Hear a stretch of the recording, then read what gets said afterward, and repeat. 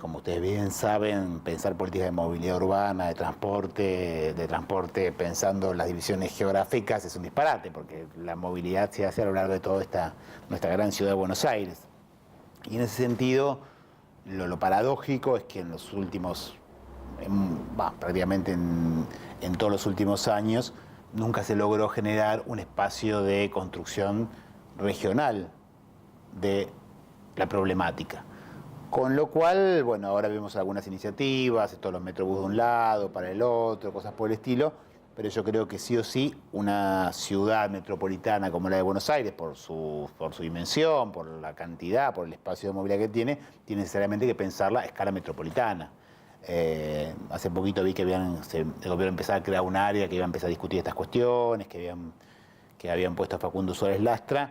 Me parece que no hay forma que no sea a partir del metropolitano para pensar cómo se solucionan realmente los problemas. Si no, seguimos hablando de soluciones que nunca llegan, la autopista ribereña que nunca llega, ese tipo de cuestiones que nunca llegan, y no hay un ámbito que lo permita. No necesariamente que tenemos que tener un ámbito que vincule al gobierno de la provincia con el gobierno de la Ciudad de Buenos Aires, con los municipios del área conurbana y al gobierno nacional, ¿no?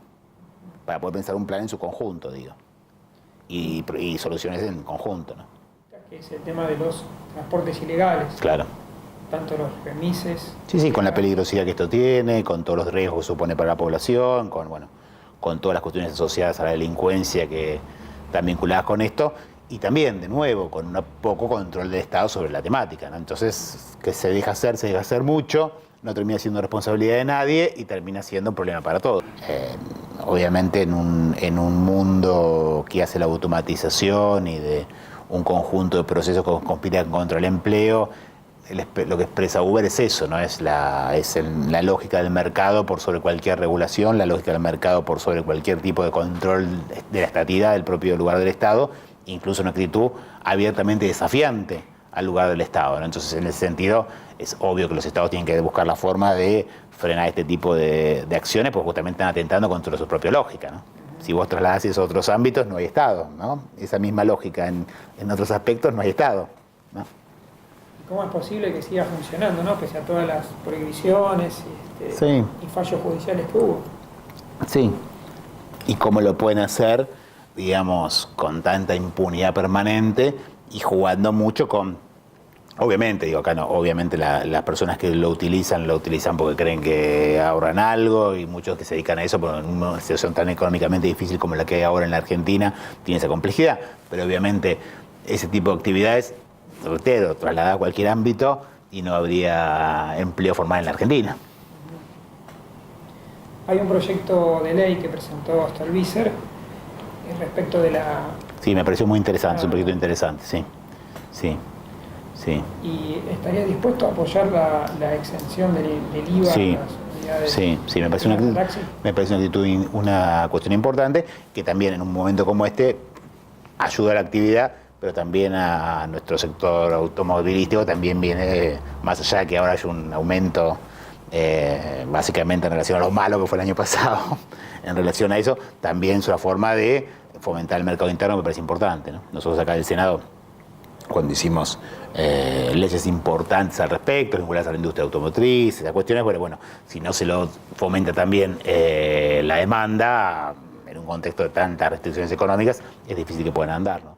Hay que hacerse cargo de que obviamente hay una campaña en contra de nuestro espacio político, hay un montón de denuncias de algunos denunciadores casi profesionales que se dedican a eso, todo eso es cierto, pero también es cierto que hubo personas de nuestro gobierno que cometieron delitos, y hay que decirlo, y esas personas tienen que ir presas y punto, digamos, no podemos tolerar la corrupción es siempre intolerable, pero como dijo el Papa Francisco en su discurso a los movimientos sociales hace poquitos meses, es todavía más intolerable en los espacios populares, porque los que hacemos política para mejorar la vida de la gente, no podemos tolerar en absoluto esto, y no decirlo con claridad muchas veces nos quita credibilidad, ¿no?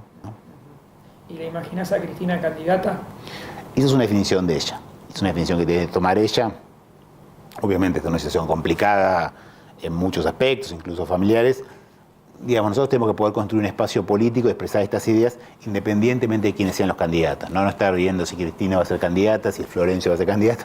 Dedicarnos nosotros a construir ese espacio político. Y reitero, lo importante es el espacio que uno quiere armar, las propuestas que están atrás, el modelo que uno quiere expresar, más que los nombres que la expresen, ¿no? Son importantes, obviamente, los nombres, pero bueno, eso que lo define a la gente con su participación en las PASO. Hay un fenómeno global, ¿no? Uno ve en otros países del mundo, bueno, ni hablar de Brasil, pero también uno lo ves en Francia, se ve en muchos países del mundo, que hay...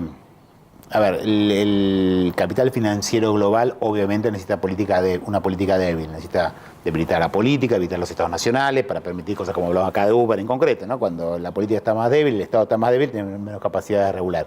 Eso es cierto. También es cierto que cualquiera, si el político haya ocupado el cargo que haya ocupado, si le robó al Estado, que es robarle desde nuestra visión a los que menos tienen, tiene que pagar por eso. Entonces me parece que lo importante acá es que los políticos le pidamos a la justicia que actúe de la manera más imparcial y rápida posible para permitirnos hablar de los temas de la gente. Y no caer como nos pasa ahora muchas veces, que lo habrán visto cuando fue el discurso de Macri, que terminó entre gritando correo y ruta del dinero no sé qué, y la verdad que ahí perdemos todos. Digamos, los políticos a nosotros nos pagan el sueldo para buscar soluciones a los problemas, no para estar tirándonos causas judiciales. Y bueno, para eso creo que todos tenemos que aprender.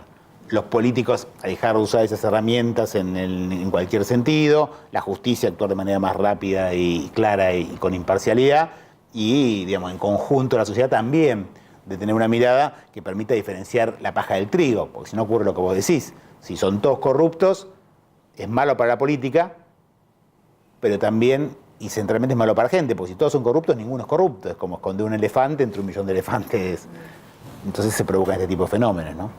Lo que hubo en estos meses fue claramente, yo te diría, una reasignación del ingreso, o sea, una redistribución negativa del ingreso. Hay sectores que se vieron muy beneficiados y sectores que se perjudicaron. El presidente lo decía en el discurso justamente que hablábamos antes, en el discurso de inauguración de sesiones del miércoles, que decía algo positivo, que es el aumento de la cosecha de trigo. No decía la contracara de eso, que es que el kilo de pan está llegando a 50 pesos. Entonces, obviamente, hay algunos que se beneficiaron y otros que claramente se perjudicaron. El problema para nosotros es que los que perjudicaron son mucho más que los que se beneficiaron y centralmente los sectores que nosotros representamos, los trabajadores y los humildes de Argentina, ¿no? Y eso son decisiones de política económica. Básicamente cuando ellos pensaban que el dólar ya estaba a un precio que no estaba, ¿no? Cualquiera sea el maíz, cuando se empezó a vender en vez de $9 a 15 el dólar, bueno, hoy la polenta aumentó prácticamente un 150% y uno encuentra hoy polenta argentina más barata en Montevideo que en supermercados de Buenos Aires.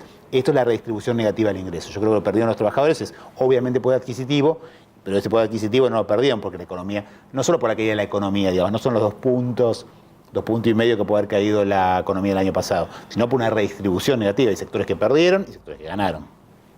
Yo creo que depende de nosotros. Yo creo que el gobierno tiene una mirada absolutamente errónea de la economía. El gobierno no entiende cómo ha cambiado el mundo. Mike lo decía también en su discurso cuando hablaba del mundo, lo que ha cambiado, pero seguía hablando de la globalización, de la apertura, seguir apostando por un conjunto de cuestiones que, digamos, más allá de que una parezcan bien o una parezcan mal, el mundo ya no funciona más. Yo defino un poco a este gobierno en lo económico como una especie de neoliberalismo tardío o un noventismo retro, porque estas políticas, nunca funcionaron en la Argentina, ¿no? Las políticas de apertura indiscriminada, regulación económica, digamos, siempre generamos más o menos lo mismo. Pobreza, desocupación, hambre. Pero por lo menos en otro momento histórico iban como en el sentido de las cosas. En los 90, el mundo parecía ir para allá. Ahora, independientemente de lo que pensemos de Trump, si el presidente de la principal economía global, con el poderío que tiene, se dedica a cuidar la fuente de trabajo y discute con cada empresa para que cuide los obreros en su país, ¿cómo nosotros en Argentina no vamos a hacer lo mismo? Y al revés, estemos festejando si viene Uber y me baja el precio, si entra no sé qué cosa China y me baja el precio, si en las computadoras no sé qué cosa, sin entender que esto es una cadena, porque si hay menos trabajo, digamos, finalmente nos termina agarrando todos, como ya nos pasó en la historia, ¿no? Claro. Digamos, esta economía globalizada empieza a generar a escala global un conjunto de, digamos, como fue nuestros espacios, lo que fue los espacios nacionales populares en América Latina, digamos, fue una crítica a la globalización por izquierda, ahora hay una por derecha, pero que está en, lo que se terminó, creo yo, en el mundo es esta creencia, si se quiere, casi religiosa del mundo post caída del muro de Berlín, en que había un solo camino de desarrollo y que la cuestión de seguir esas señales y nos iba a ir bien. Un amigo mío lo dijo hace poquito con una metáfora automovilística justamente, que decía que el gobierno argentino sigue todas las señales perfectamente, pero todos los autos vienen de frente. Entonces, claro, vos seguís, los manuales te dicen que vayamos para acá, los manuales, vos vas muy contento, pero los otros vienen de frente. Y como decía un expresidente argentino, cuando todos están equivocados es porque todos tienen razón. Entonces, me parece que el gobierno tiene que darse cuenta de esto, por su visión ideológica, me parece que recién se va a terminar de dar cuenta cuando pierda las elecciones. Es importante que pierda las elecciones, no para que le vaya mal, al contrario, para que el gobierno le vaya bien y tenga que rectificar el rumbo y darse cuenta de que hay un conjunto de cuestiones que más allá de visiones específicas hay que aplicar en Argentina. Y no son estrambóticas, es cuidar el empleo, cuidar el trabajo, cuidar la producción argentina.